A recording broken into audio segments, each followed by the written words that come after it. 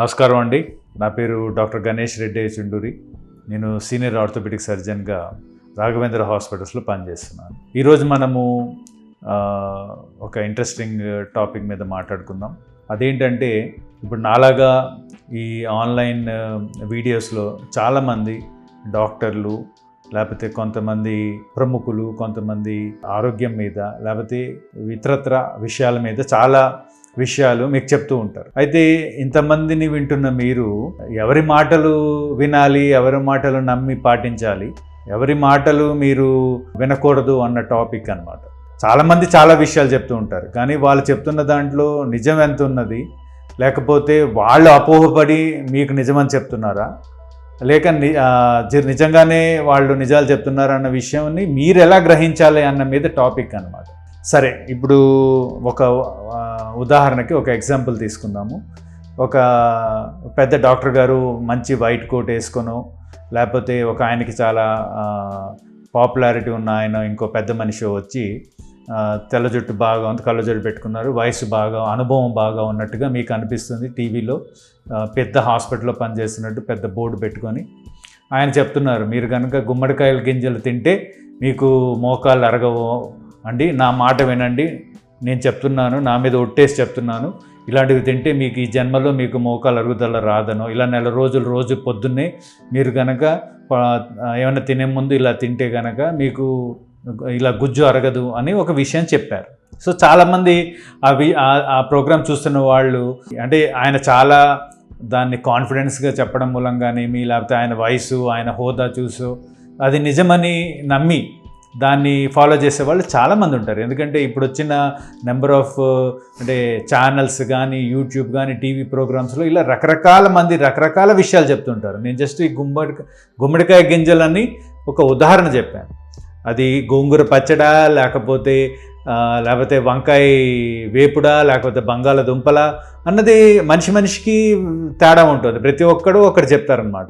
ఇప్పుడు అంటే నా విన్నపం ఏంటంటే, నా రిక్వెస్ట్ ఏంటంటే, మీకు అలా ఎవరైనా విషయం చెప్పినప్పుడు దాన్ని మీరు అవునా కాదా అని నిర్ణయం మీరు ఎలా తీసుకుంటారు అన్నది మీకు సహాయపడడానికి ఈ కార్యక్రమం చేస్తున్నాం అనమాట. సో దానికి ఒకసారి మీరు వేరే వాళ్ళు చెప్పింది ఈ విషయం విన్న తర్వాత దాంట్లో నిజం ఉన్నది అన్నది ఎలా తెలుస్తుంది అంటే, మీకు నిజంగా ఆ విషయానికి గురించి నిజం తెలియాలి అంటే మీరు 1000 మందిని తీసుకొని వాళ్ళకి ఈ గుమ్మడికాయ గింజలు ఆయన చెప్పినట్టుగా రోజుకి 4 రోజులు పొద్దున్నే తినిపించి, అలా అంటే అది కూడా ఒక వయసు వాళ్ళని తీసుకోవాలి కదా, ఇప్పుడు 20 ఏళ్ళ వాళ్ళని తీసుకున్నారు, అలా తినిపించి వాళ్ళని మనము ఒక నెక్స్ట్ 40 years ఫాలో అప్ చేసి 60 ఏళ్ళు వచ్చేటప్పటికి వీళ్ళకి అరుగుదల వచ్చిందా లేదా, 1000 మందిలో ఎంతమందికి అరుగుదల వచ్చింది, ఎంతమందికి రాలేదు అన్నది ఒక స్టడీ చేయాలి. అలా చేసి వాళ్ళతో పాటు కంపారిటివ్ స్టడీ చేయాలి. ఇంకో 1000 మంది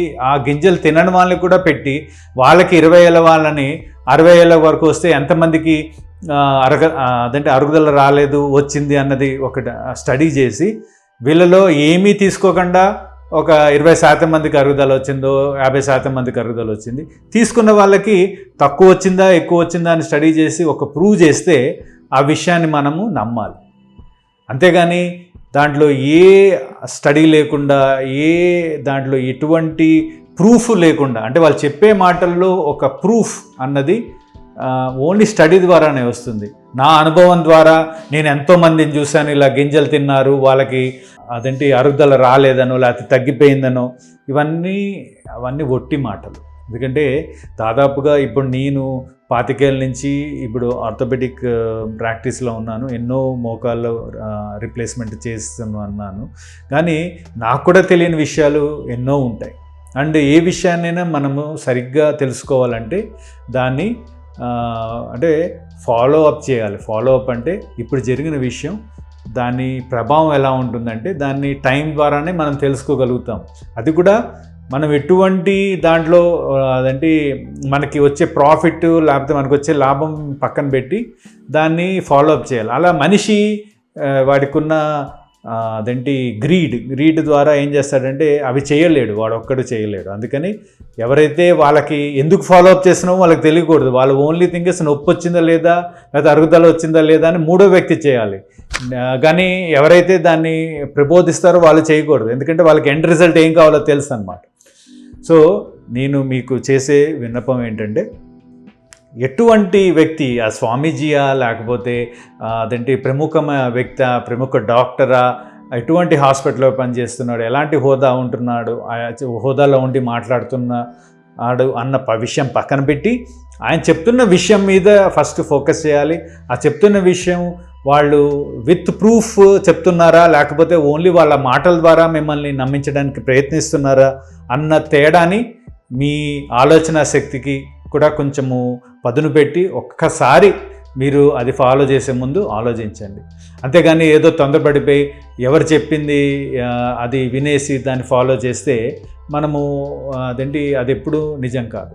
అంటే సైంటిఫిక్గా ఏదైనా కనుక మనం ప్రూవ్ చేయాలి అంటే దాన్ని నేను చెప్పినట్టుగా ఒక కంట్రోల్ గ్రూప్ పెట్టాలి, ఒక వాడే గ్రూప్ పెట్టాలి. పెడితేనే మనకి ఒక నిజం తెలుస్తుంది. ఆ నిజం అన్నది నిలకడగానే తెలుస్తుంది, అంతేగాని వెంటనే తెలియదు. కొన్ని స్టడీస్ చేయడానికి చాలామంది కావాలి, చాలా టైం కావాలి. చిన్న టైంలో మనం ఇట్లాంటి పెద్ద స్టేట్మెంట్స్ చేయలేం. కానీ మన దేశంలో ఏంటంటే నిజాలు వ్యక్తపరిచే వ్యక్తుల కంటే వాళ్ళ అభిప్రాయాల్ని నిజాలుగా చెప్పే వ్యక్తులు ఎక్కువ మంది ఉన్నారు.